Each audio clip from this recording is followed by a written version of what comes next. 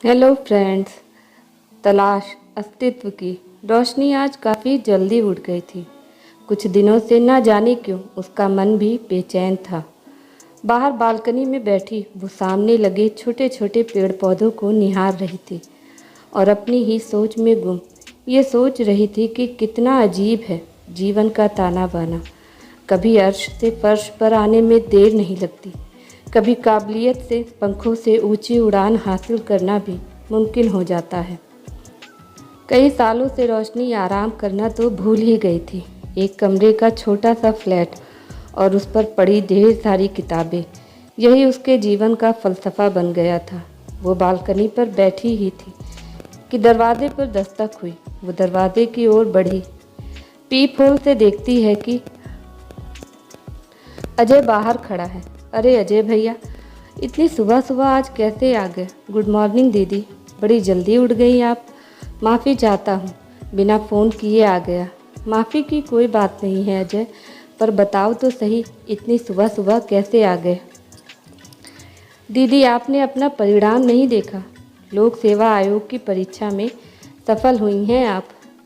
मुझसे रहा ना गया तो यहीं भागा चला आया। रोशनी की आंखों में खुशी के आंसू छलक उठे। कुछ बोल ही नहीं पाई, जैसे उसके शब्द कहीं गुम हो गए। बस आंखों से बरबस ही आंसू बरस पड़े। अजय ही वो शख्स था जिसने इस अनजान शहर में उसकी मदद की थी। वो अजय को बैठने का आग्रह करती है, परंतु अजय हाथ जोड़कर उससे विदा लेता है।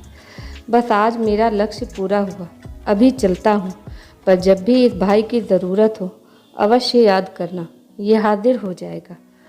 रोशनी को राधा का ख्याल आया। अजय तो बाद में मिला, लेकिन राधा ही तो वो माध्यम थी जिसने उसे यहाँ पर पहुँचने में मदद की।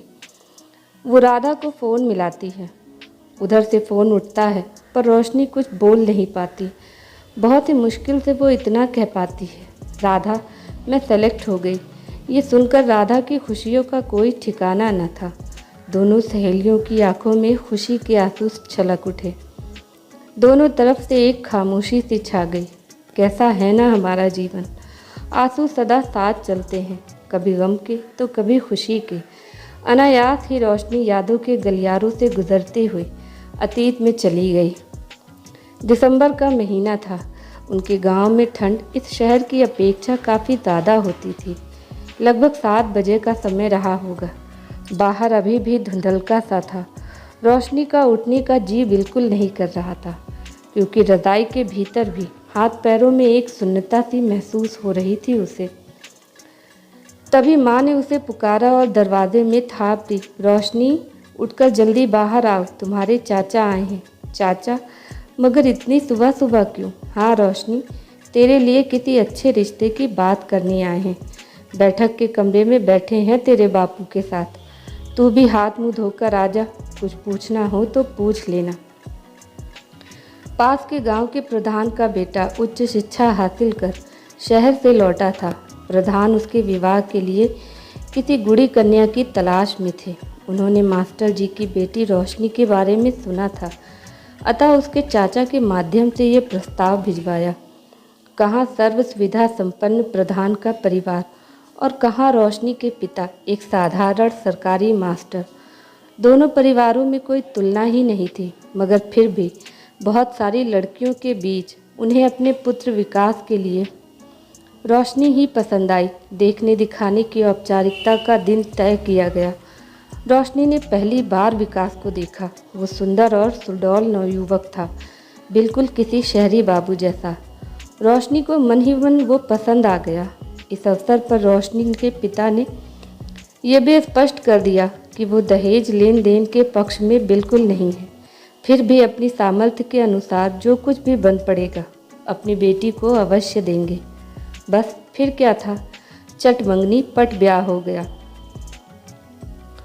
रोशनी दुल्हन बन ससुराल पहुंची तो वही परंपरागत सामाजिक बातें शुरू हो गई जो सदियों से हमारे समाज में होती आई है। मसलन दहेज में क्या क्या आया, विकास की बुआ ने तो ताना तक मार दिया। मास्टर ने बेटी को बिना देवर के कैसे ससुराल भेज दिया। खैर, इन बातों को समाज का हिस्सा मानकर उसने दिल से नहीं लगाया। और सहज भाव से सबसे प्रेम पूर्वक मिलकर जिंदगी की शुरुआत करने लगी। वहाँ भी बहुत बड़ा परिवार नहीं था। प्रधान, उसकी बेटी, 2 बेटे और एक अविवाहित बेटी। कुछ महीने तो सब कुछ ठीक ठाक रहा, पर ना जाने प्रधान का हृदय परिवर्तन कैसे हो गया। एक उम्र दराज आदमी किसी के कहे सुने में आ जाए, ये बात समझ में नहीं आती। पर कहते हैं कि गांव में दूसरे घरों में जब लड़कों की शादी में दहेज आने लगा तो प्रधान का मन डोल गया। रोशनी की अनुपस्थिति में घर में पंचायत बैठी और सभी को लगा कि विवाह में दहेज न मांग करके उन्होंने उस वक्त अपनी साख तो बना ली, परंतु नुकसान करा लिया और अपने गांव में नाक नीची हो गई। बस फिर क्या था, रोशनी के प्रति उन सब के व्यवहार में बदलाव आने लगा, जिसे वो खुद भी महसूस करने लगी। उपेक्षा का दौर शुरू होकर अत्याचार की हद तक पहुंच गया। उसने इस विषय में जानना चाहा, लेकिन कोई भी उत्तर नहीं मिला। विकास स्वयं तो उसे परेशान नहीं करता, परंतु घर के और सदस्य कुछ भी कहे तो वो मूक दर्शक सा बना रह जाता, मानो गोबर का कोई गणेश हो। रोशनी उससे कह कहकर थक हार गई थी, पर पत्थर की मूर्ति में कोई हलचल नहीं हुई। रोशनी को राधा का सहारा ही बाकी था। राधा पड़ोस में रहने वाली विकास की रिश्ते की बहन लगती थी। वो रोशनी की बहुत बड़ी प्रशंसक थी और उसकी सुख दुख की सच्ची साथी भी। जब रोशनी ने उसे अपने कष्टों के बारे में बताया और आगे पढ़ने की चाह जाहिर की तो राधा को बहुत खुशी हुई। राधा एक पढ़ी लिखी और समझदार युवती थी जो शहर में जाकर उच्च शिक्षा हासिल करके गांव वापस आ गई थी और स्वरोजगार के क्षेत्र में नए कीर्तिमान स्थापित कर रही थी। उसने रोशनी के लिए शहर से कुछ पाठ्य सामग्री मंगवाकर उसे दे दी। अपने खाली समय में रोशनी बस पढ़ने लगी। उसने अपने माता पिता से भी अपनी दुविधा का हल्का सा जिक्र किया था, मगर ज़्यादा नहीं, क्योंकि वो उन्हें परेशान नहीं करना चाहती थी। उनकी और भी जिम्मेदारियां थीं। लगन की एक सुनहरी डोर पकड़कर वो आगे बढ़ रही थी।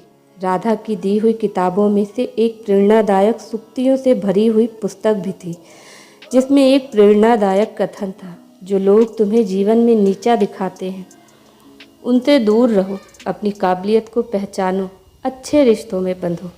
ये आपके आत्मसम्मान को चोट नहीं पहुंचाते हैं और आपके लिए खुशहाल होते हैं। इसी सूत्र को लेकर उसने जीवन में आगे बढ़ने का संकल्प लिया। उन सभी लोगों को वो काफ़ी सेवा करती, मगर फिर भी परिवार वालों के व्यवहार में कोई परिवर्तन नहीं आया।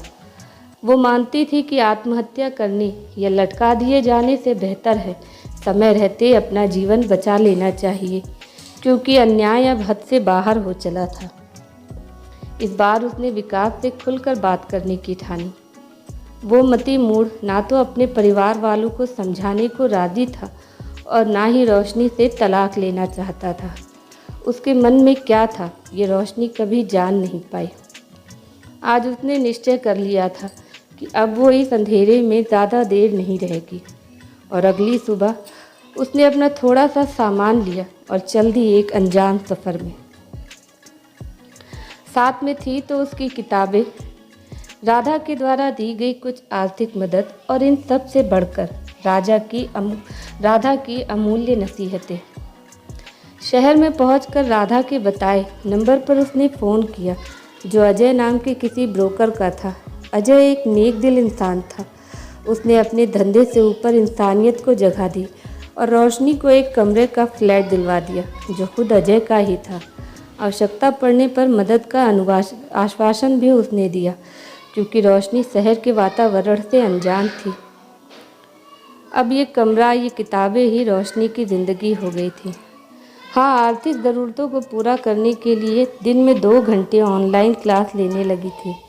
कुछ देर पुस्तकालय में व्यतीत कर प्रतियोगी परीक्षाओं के लिए आवश्यक सामग्री जुटाती थी, और इधर 2 प्रयासों के बाद वो इंटरव्यू तक पहुंची थी और परिणाम की प्रतीक्षा में थी। आखिरकार आज वो शुभ घड़ी आ ही गई थी। अपनी रैंक के अनुसार उसे भारतीय पुलिस सेवा में नियुक्ति मिलना तय था। उसने आंखें मूंद ली। वो खुद को खाकी में तैनात देख रही थी और उसके कंधों पर स्टार लगे थे। अचानक क्रोध का भाव उसके मन में जमना, जो उन सब लोगों को सज़ा देना चाहता था जिन्होंने उसे दहेज के लिए प्रताड़ित किया था। परंतु प्रसन्नता की उष्मा ने प्रतिशोध के इस भाव को भस्म कर दिया और वो जल्द ही संभल गई, क्योंकि ऐसा आचरण उसके पेशे की मर्यादा के विरुद्ध होता। उसने ये भी महसूस किया कि अगर वे लोग ना होते तो शायद आज वो यहाँ तक पहुँचने का प्रयास ही नहीं करती। दुश्मन भी कभी कभी अनजाने में हमारी सहायता कर बैठते हैं। उसने परिणाम की ओर दृष्टि डालते हुए फैसला किया कि जितनी भी महिलाएं घर में परिवार में प्रताड़ित होंगी, वो उन सबको न्याय दिलवाएगी। उसके चेहरे पर मुस्कान के साथ ही संतोष भी था कि अपना अस्तित्व बचा पाने की लड़ाई में वो सफल हुई। Thanks for watching. Bye bye.